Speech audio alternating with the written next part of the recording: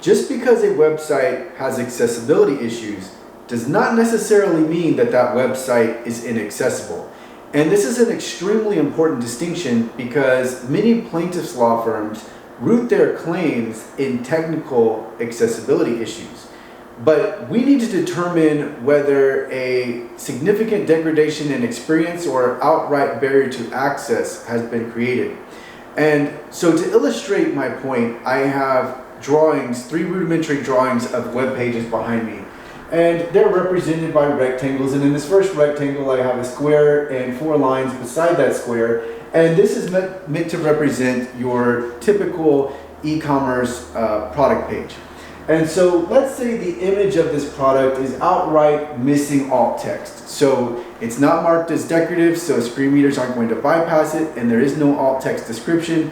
So what happens instead is that image file name is going to be read. And that can be annoying, that can be distracting, but does that create a barrier to access? Likely no. And so you may argue, well, the image is conveying meaning, so that meaning needs to be conveyed. Well, that meaning is likely going to be conveyed in the text description adjacent to that image. So how much of a loss has there been? How much of a degradation in experience has there been? The next example I have, at the very top of the web page, I have a smaller rectangular bar that is meant to represent a skip link, except for I'm pointing to that and saying that there is no skip link available. And this is referring to success criterion 2.4.1 of the Web Content Accessibility Guidelines, bypass blocks. And what the success criterion gets at is there is a way to bypass redundant or repetitive information or content, usually at the header of a website.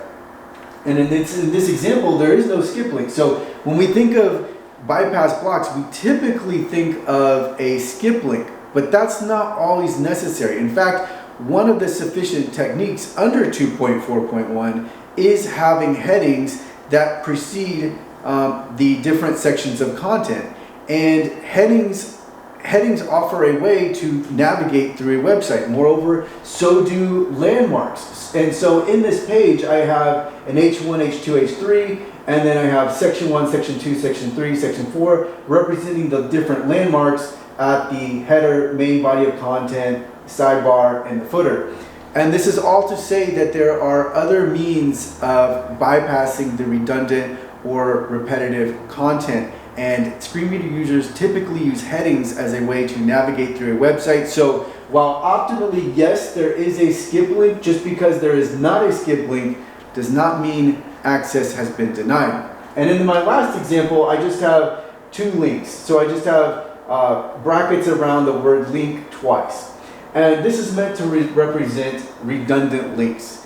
And redundant links actually isn't, that's not actually an issue under the Web Content Accessibility Guidelines. There's no success criterion that requires that you not have the same link adjacent to, 2 of the same links adjacent to one another. This is an issue that comes up primarily because the Wave Automated Scan has an alert for redundant links, but redundant links, it isn't even a technical requirement under the Web Content Accessibility Guidelines. Moreover, while this can create an additional link to go through for a screen reader user, it doesn't create a barrier to access, and it would just be situationally dependent on whether this actually creates a significant degradation in experience.